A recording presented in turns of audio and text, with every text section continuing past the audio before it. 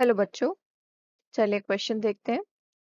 Explain reversible and irreversible processes. Okay, so इस question में हमें बेसिकली डिफरेंशिएट करना है between reversible and irreversible process. So the key concept of this reaction, this question is types of processes, types of thermodynamic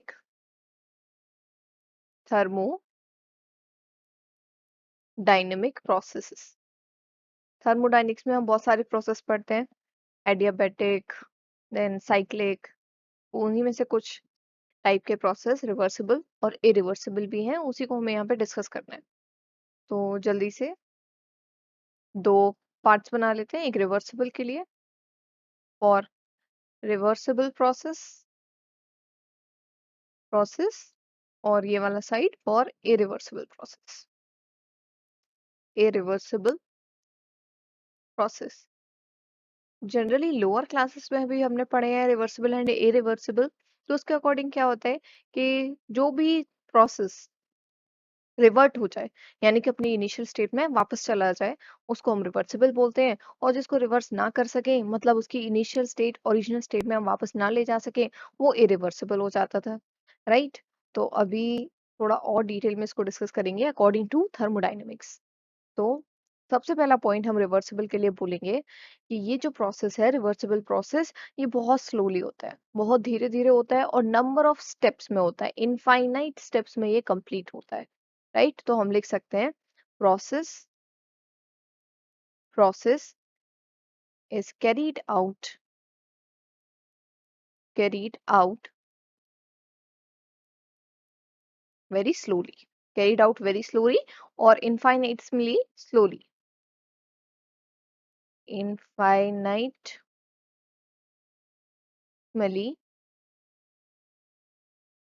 slowly it takes lot of time, whereas irreversible process जो है आपका, it carried out rapidly, मतलब ये काफी जल्दी हो जाता है। it do not take number of step, बहुत ज्यादा steps में नहीं होता, it carried out rapidly, मतलब जल्दी से कंप्लीट हो जाता है।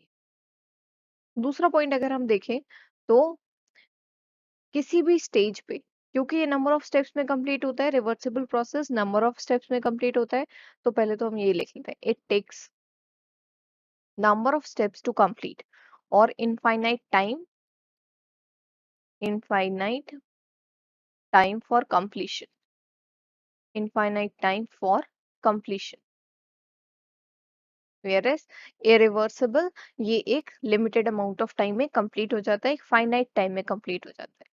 it takes finite time to complete, finite time to get completed, to complete, right? Next point, so किसी भी पर्टिकुलर स्टेज पे, क्योंकि ये नंबर ऑफ स्टेप्स में कंप्लीट होता है, रिवर्सिबल प्रोसेस जो है वो नंबर ऑफ स्टेप्स में कंप्लीट होता है, इनफाइनाइट स्टेप्स हम बोल सकते हैं।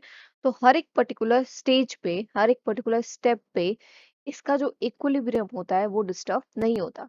हर एक पर्टिकुलर स्टेप जो है वो इक्विलिब्रियम के आसपास ही रहता है, वो इक्विलिब्रियम सिस्टम का डिस्प्लेस नहीं होता, मेंटेन रहता है। तो हम लिख सकते हैं eight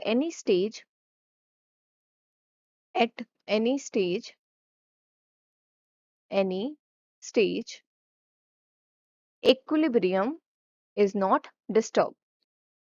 Equilibrium is not disturbed. जबकि सेम चीज इरिवर्सिबल के केस में पॉसिबल नहीं है।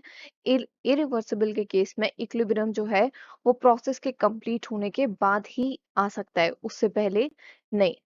Equilibrium may exist may exist, ये भी श्योर नहीं है, may exist after the completion of process, after the completion of process के कंप्लीट होने के बाद इक्विलिब्रियम आ सकता है सिस्टम में, उससे पहले तो पॉसिबल नहीं। जबकि रिवर्सिबल में हर एक पर्टिकुलर स्टेज पे इक्विलिब्रियम मेंटेन रहता है। एक और लास्ट पॉइंट जो बहुत इंपॉर्टेंट है कि रिवर्सिबल प्रोसेस में जो वर्क ऑब्टेन्ड होता है that is maximum. Work obtained is maximum in reversible process. Work obtained is maximum in reversible process।